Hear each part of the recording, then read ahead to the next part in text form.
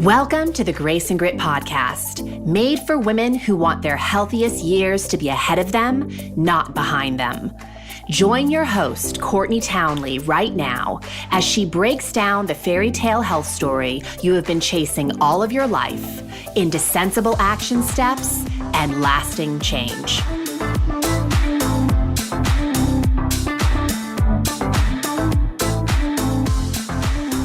Hello, and welcome to the Grace and Grit podcast. This is your host, Courtney Townley, and I'm always so honored that you take time out of your schedule to be here with me. So thank you. I know there's a lot of places, especially this time of year, where you could be, and the fact that you're taking a little time out to listen to what I have to say is a big deal. It means a lot to me. It does not go unnoticed. So thank you. Now, in case you haven't been around the last couple of weeks, I just want to let you know that our current theme on the Grace and Grit podcast is Elevate, how to move your life to higher ground. And before I go any deeper into this theme, I want to remind you that if you want a little cheat sheet, if you want a little roadmap for where we've been over the past 3 weeks, you want access to the key takeaways without having to go back and listen to all the episodes, or you've listened to all the episodes and you still want those key takeaways just as reminders, we've created an awesome little document for you called the Grace and Grit Roadmap, totally free. And all you have to do to get it is head on over to graceandgrit.com/elevate, and you'll be asked to put in your name and email, and we'll shoot that on over to you. Not only will you get access to the key takeaways, but we also include some additional resources and reading materials and other podcasts that we think would be helpful in you deepening your study of the topics we've covered this month. So once again, that's graceandgrit.com/elevate. Now, we've covered a lot of ground so far on this topic, Elevate. We are in our 4th and final week of this theme. And before we go into today's topic, I just want to remind you really quickly where we've been. In episode 186, we talked about rethinking goal setting, because goals are awesome, but if you use them improperly, they can actually be very self-defeating in terms of long-term sustainability. So what I talked about in that episode is if you really want sustainability with the things that you achieve, setting goals isn't enough. You need to change your identity. You need to focus on who you are becoming and then get your goals to kind of fit within that. So if you want to hear more about that, if you're curious about what that's all about, just head on back to 186. And then in episode 187, we talked all about reframing stress. Because there's no shortage of information out there talking about the downside of stress. Most people know that too much stress can be really detrimental to our health.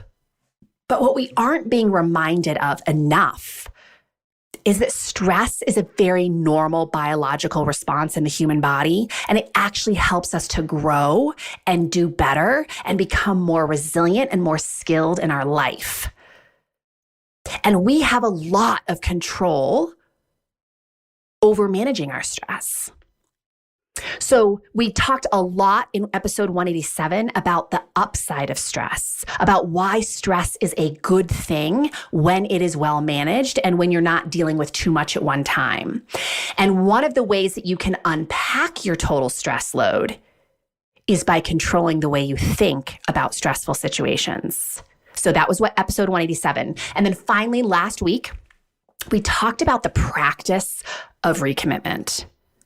And what I stressed in that episode is that committing initially is the really easy part, right?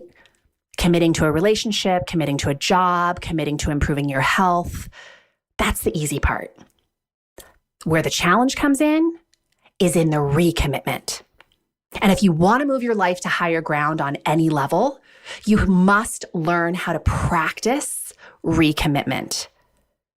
Not just once in a great while, but every day, and sometimes every hour, depending on how challenged you are. So today, we are going to talk in episode 189 about knowing when to push and when to pause. Because as you move your life to higher ground, This is something that I often see women rumbling with, is that they're not really sure sometimes if they should give themselves permission to back off a little or if they need to push a little bit harder. And that's what we're going to tackle today. I think we can all agree that we live in a hustle culture. We wear busyness as a badge of honor.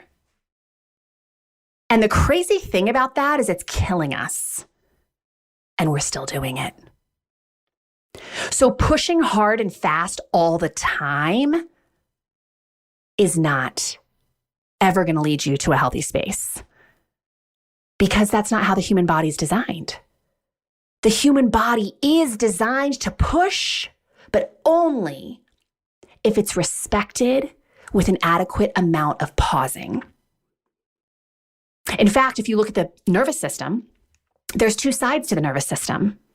There's the sympathetic and there's the parasympathetic. And they are very different in nature. Your sympathetic nervous system is what kind of gets you revved up to tackle a new challenge, to get a lot done on your to-do list, to lean into difficult things. It is literally your fight or flight response. The parasympathetic system, on the other hand, is exactly the opposite. It's your rest and digest state. It's the things that we do to recover and regroup and realign ourselves. And both of these systems, the sympathetic and the parasympathetic system, are awesome. And they are designed to allow you to lean into challenge and recover from the challenge. Both need to be nurtured. Unfortunately, in our modern day society, the only side that's really being nurtured to the point of self-destruction is the sympathetic nervous system, which is really like the sympathetic nervous system can be sort of explained like the gas pedal in a car. It triggers the fight or flight response, and it gives the body a burst of energy so that it can respond to perceived dangers, like running from a bear or maybe pulling your hand off a hot stove. The parasympathetic nervous system acts like the brakes of the car. It promotes rest and digest, and it calms the body down after you've leaned into a challenge, after the danger has passed. So examples of things that would nourish the parasympathetic nervous system are things like sleep, nutrition, connection with other people, spending time outside, reading a book, taking a bath. Basically anything that is restorative in nature. And nearly every woman that I work with comes to me in a state of chronically pressing down the gas pedal.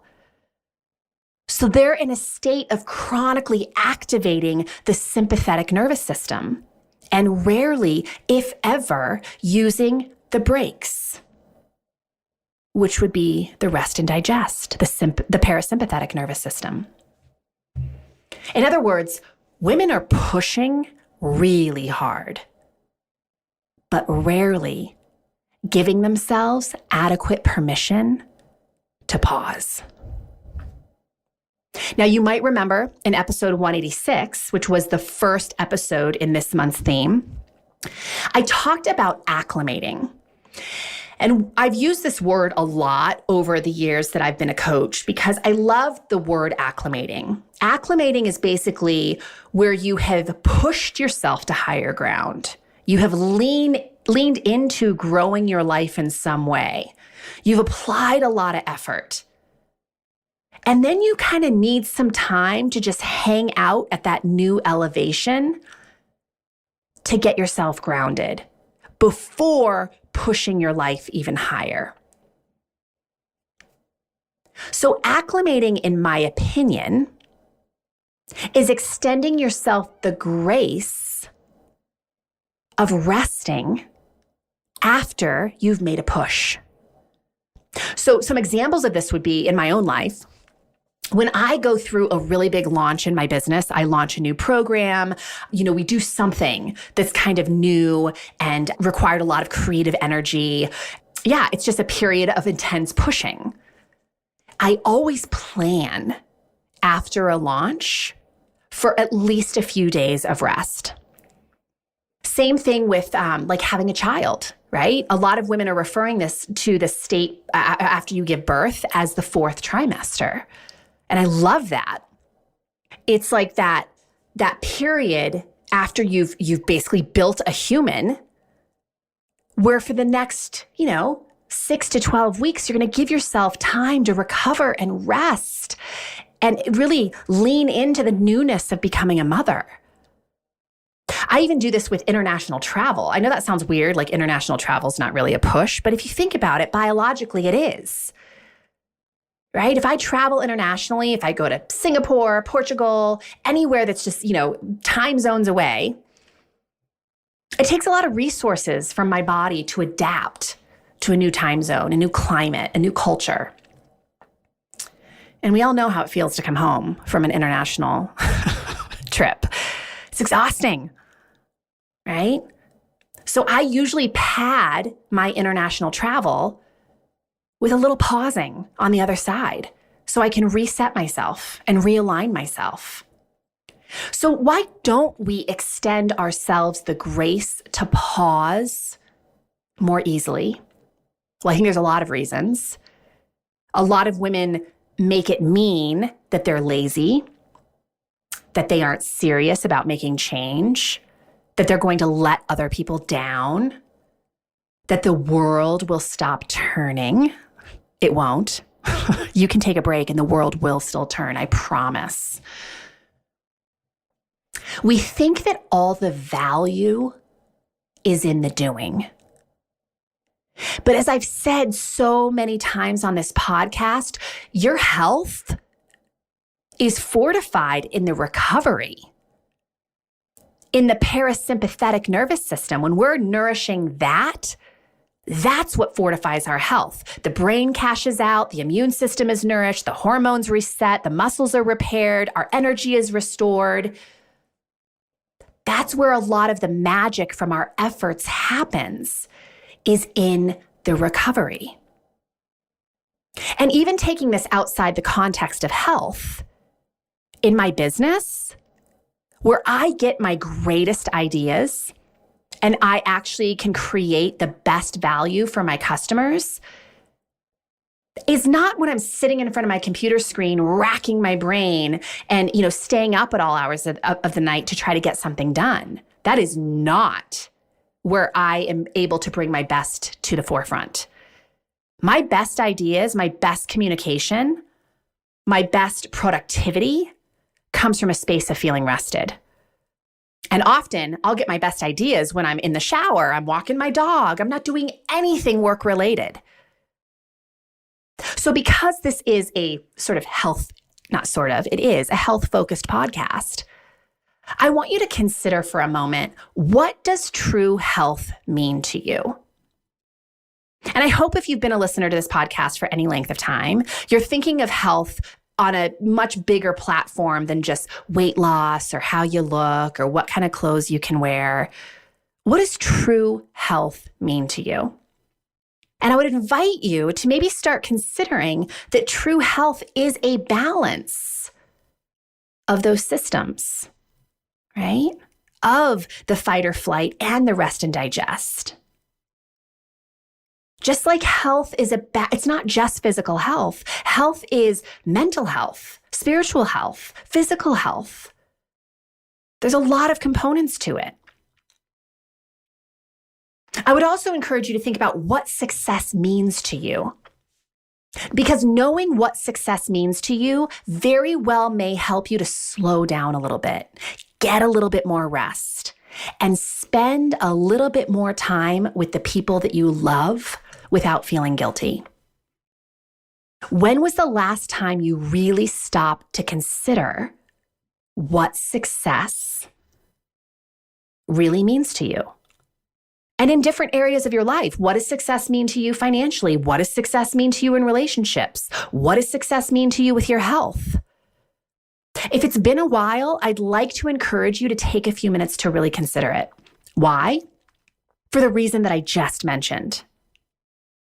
Knowing what success means to you really will help you to grant yourself the permission to slow down and to get a little bit more rest and to spend a bit more time with the people that you truly love without the guilt. That has most definitely been the case for me, because achieving success in one isolated area of my life is not, I realized upon closer inspection, is not how I define success.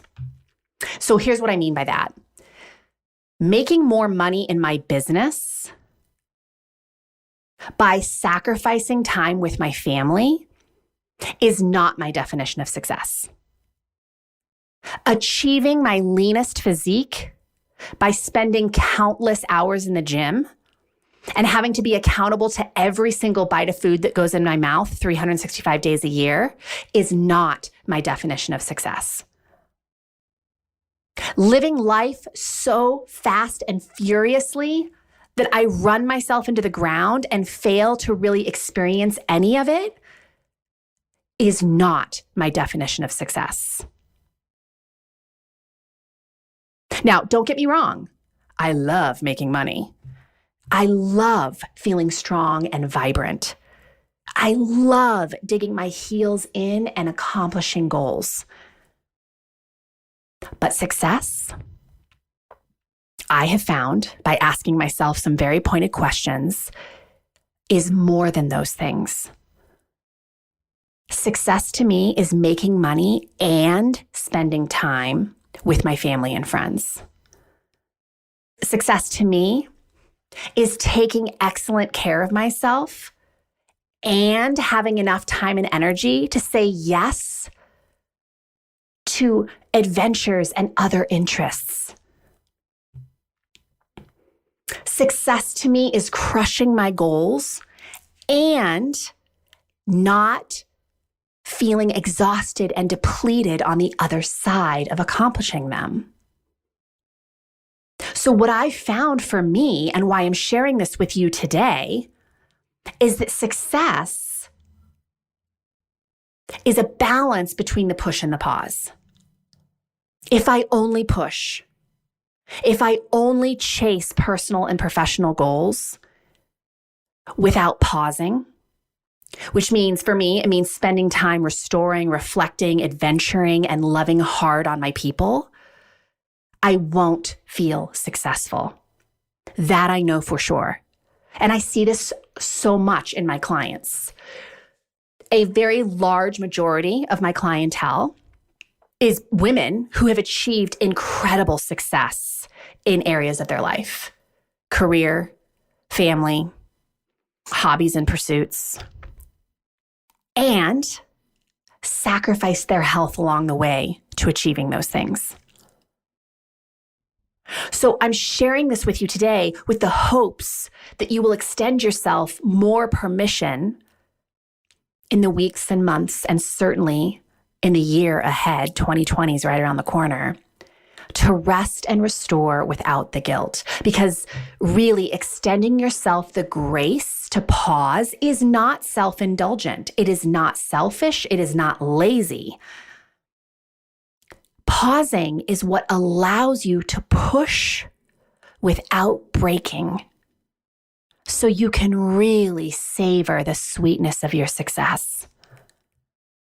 Now, a lot of women say to me, Courtney, I don't really know when to push and when to pause.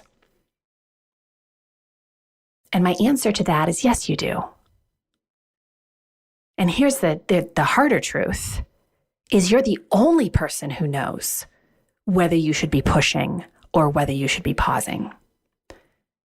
But to clearly answer that question for yourself, you have to be ruthlessly honest with yourself about what you're doing and why you're doing it. If you're pushing and simultaneously feeling really depleted, just feeling kind of congested in your body, like your systems are just kind of sluggish, if you're feeling heavy mentally and physically, you're getting sick all the time, you're having a really hard time focusing, you're super reactive, you, my friend, are getting a lot of red flags that you need to pause.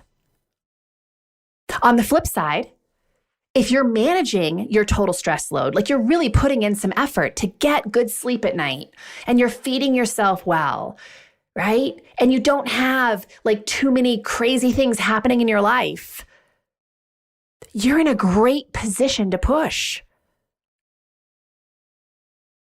But I would still ask yourself, what do I need to be doing to support the push?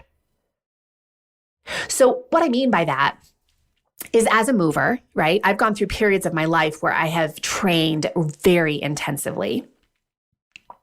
And when I'm in a period of training on a higher level, I've learned the hard way, as many of you listening have, that if I do not honor that higher demand of my physiology with adequate rest, I'm going to get into a heap of trouble. More expectation of my physiology, when I perform at a higher level physically, I need to honor my system with more recovery, not less, but more. And I would argue that this is kind of a law of nature in terms of any time in your life you're really leaning into a push,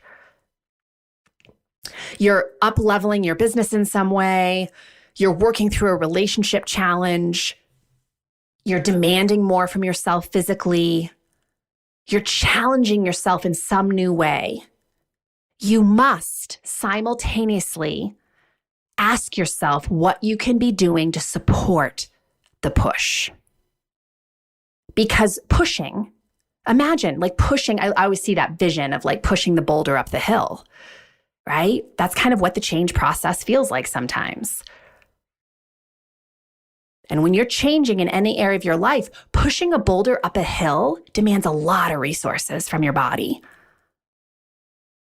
So if we can supply our body with adequate nutrition, adequate rest, adequate hydration, keep our mindset in check, move our body, not too much, but definitely not too little, pushing, we will have so much more endurance in the push. And we won't feel so depleted on the other side. But I know you've all experienced this. I know I have, where I push so hard and I am not honoring the needs of the push. I'm not honoring the things that will help me push more gracefully.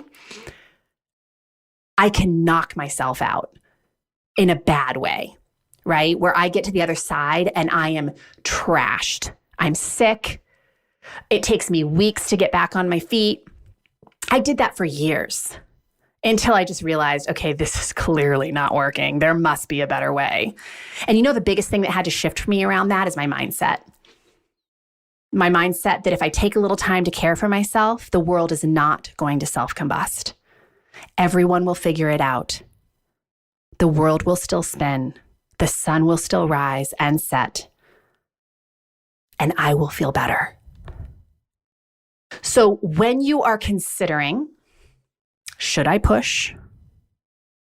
Should I pause? Decide. And realize that whatever decision you make, you can always make another decision to course correct if it turns out to be the wrong decision, right? But sometimes we have to be willing to just decide to move in a direction and then reconsider and reevaluate, is that taking me in the direction I intended to go? And right now, I want you to kind of ask yourself, in my life in general, right now, am I pushing or am I pausing? And if you're pushing or you're pausing, do you like your reasons for doing so? Because again, at the end of the day, that is a question only you can answer. Do I like my reasons for pushing so hard? Do I like my reasons for giving myself permission to pause? That's how you decide. which one you should be doing. Are you satisfied with your reasons? And if you are, keep doing what you're doing. But please remember that periods of intense pushing, of pushing your life to higher ground, should always be followed by periods of pausing. Right? So I always use the example of Olympic athletes, or any athlete. It doesn't have to be an Olympic athlete. Any athlete knows periodization is basically the training model that athletes use to make sure that they have a pause on the opposite side of an intense pushing period. So you can't ask an athlete to perform at optimal levels 365 days a year. That would be insane, right? But you can bet when someone's getting ready for the Olympics, they are pushing hard. They get themselves into peak condition. They compete in their sport. Hopefully they get a gold. But even if they don't, right? It's just such an intense period. And on the other side, you think when they go home, they're pushing as hard as they did before the event? No way. They're doing a lot of active recovery, and they're really trying to nurture and honor that parasympathetic nervous system. Think about the way our school system is set up in the US, right? We have periods of pushing and periods of pausing. I mean, our kids get like 2 to 3 months off of school in the summer. And that's so great in a lot of ways. It's hard in a lot of ways too, but let's focus on the great part of it. It gives our kids a chance to really recover from the pushing during the school year. And I know I already mentioned childbirth, but I'm really attached to this one because I did not do this well. I had a child, right? Gave birth and immediately went back to training clients at 4 a.m., like within a couple weeks.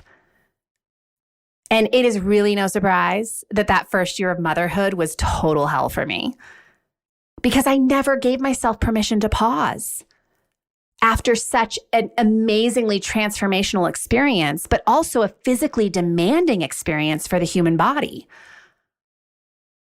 So if you are someone who is priding yourself on always pushing, I would really question the state of your health.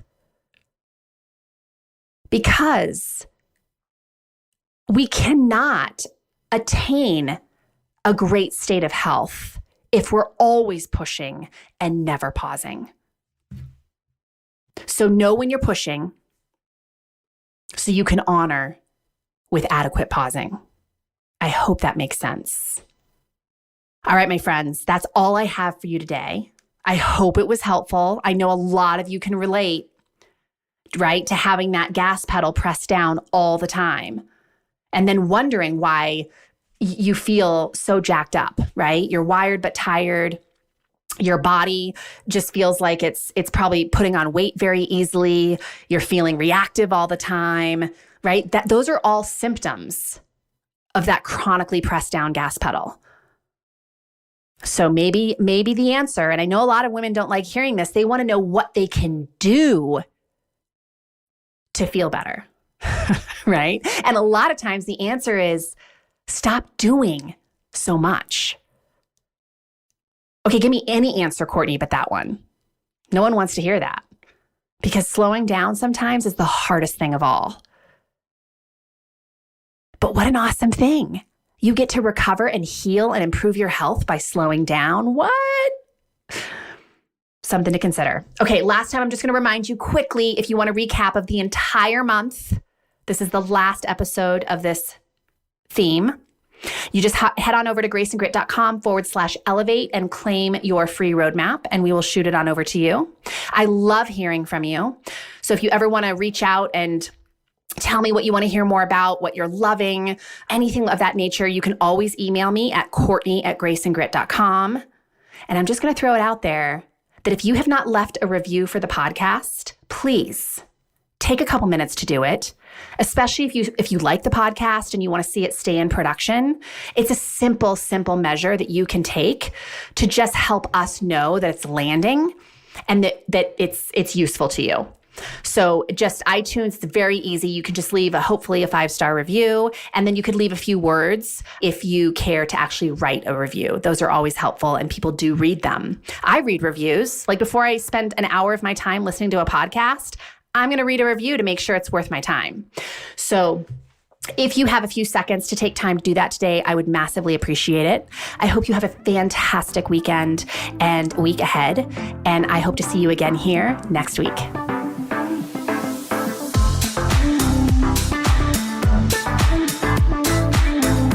Thank you for listening to the Grace and Grit podcast. It is time to mend the fabric of the female health story, and it starts with you taking radical responsibility for your own self-care. You are worth the effort, and with a little grace and grit, anything is possible.